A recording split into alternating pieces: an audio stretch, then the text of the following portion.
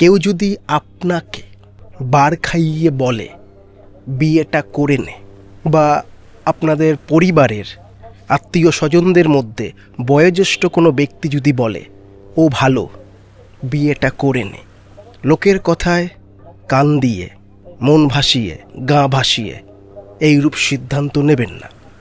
কাউকে নিজের জীবন সঙ্গী বা সঙ্গিনী করার আগে একটু যাচাই বাছাই করে নেবেন। বাজার করেন সেরকমই। কেন এইরূপ কথা বলছি?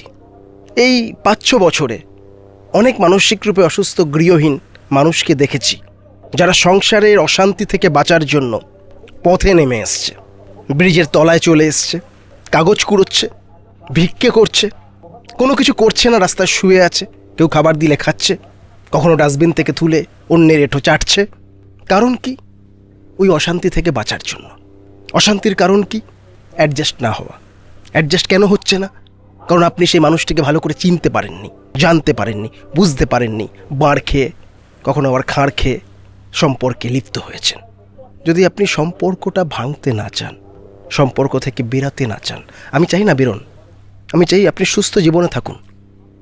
তাই বলবো, কোনো সাইকিয়াট্রিস্ট বা সাইকোলজিস্ট, ডক্টরের পরামর্শ নিন। ভালো বন্ধু থাকলে তার সাথে বসে প্রবলেমটাকে সলিউশনের আকার দেওয়ার চেষ্টা করুন। ওই বাড়ি থেকে, সংসার থেকে, চাকরি থেকে, জীবন থেকে, সম্পর্ক থেকে পালিয়ে রাস্তায় আসলে কিন্তু আপনি আরও খারাপ জীবনের গহ্বরে হারিয়ে যাবেন। প্রত্যেক দিন দেখছেন তো এই মানুষগুলোকে, তাই পালাবেন না। আর পালিয়ে কত দূর যাবেন? নিজেকে কোয়েশ্চেন করুন, উত্তর পেয়ে যাবেন। অভয়পুর দক্ষিণ শালমারা সমষ্টি হসপিটালের পারে পার্ট 2 পরিবার নাই বিলেক একদি হয়েছে পরিবার। পূর্ব বর্ধমানের SK মনিরুল হক সাহেবকে सब लोग खाना खाएगा मेरा नजर करके। আন্তরিক ধন্যবাদ জানাই ডিপ্রেশন রিলিফ চ্যারিটেবল ট্রাস্টের পাশে এই প্রথমবার থাকার জন্য।